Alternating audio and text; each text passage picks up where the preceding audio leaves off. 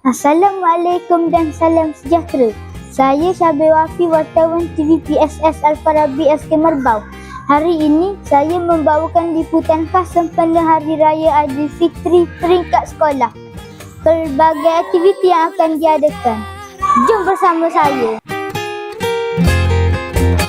Majlis sambutan Hari Raya Aidilfitri SK Merbau ini berlangsung dengan penuh meriah dan meriah dengan kehadiran semua warga sekolah termasuk guru, murid dan staf sokongan. Saya kini berada di dewan sekolah. Suasana sangat meriah dengan murid menikmati juadah dan menyertai aktiviti. Sambutan ini menunjuk semangat kekeluargaan yang tinggi.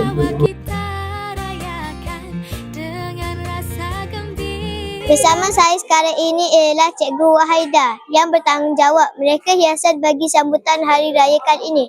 Cikgu, boleh cikgu terangkan tema hiasan bagi raya tahun ini?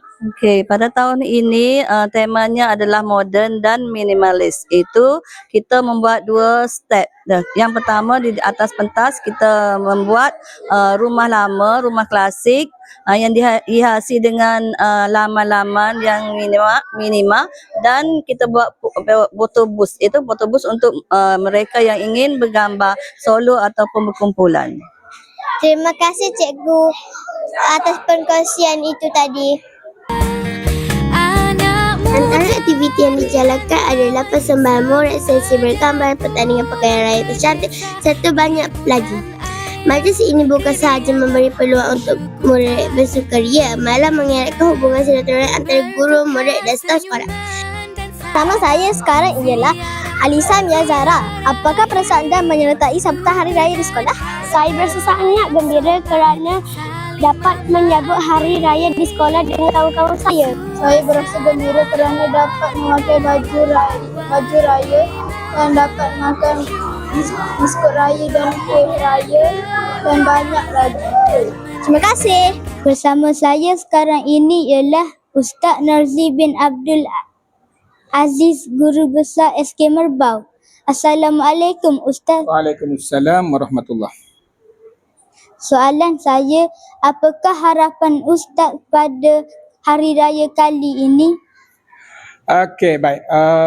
Soalan apa harapan pertama sekali Ustaz nak ucapkan selamat Hari Raya. Maaf zahir batin kepada seluruh warga SK Merbau, guru-guru, murid-murid, pekerja dan semuanya lah. Okey, harapan Ustaz untuk tahun kedua Ustaz di SK Merbau ini, pada tahun ini Ustaz bersyukur sangat-sangat kepada Allah Subhanahu Wa Taala kerana tahun ini lebih meriah daripada tahun lepas. Tu harapan Ustaz.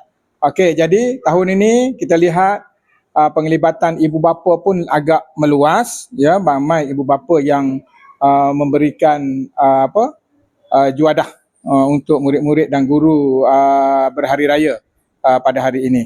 Dan tak lupa juga ramai di antara guru-guru dan ibu bapa yang lain yang menyediakan juadah hari raya bagi peringkat SK Merbau bagi tahun 2026 ini.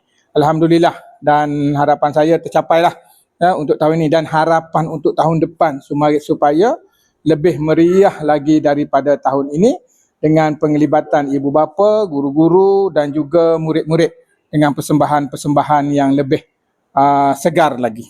Itu saja, sekian, wabillahi taufiq wal hidayah. Assalamualaikum warahmatullahi wabarakatuh. Terima kasih Ustaz atas perkongsian tersebut. Sama-sama. Majlis ini dapat mengeratkan silaturahim kepada semua warga SK Merbau.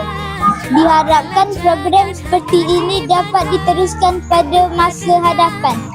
Saya Syabir Wafi, wartawan TV PSS Al-Farabi SK Merbau. Sekian dan terima kasih.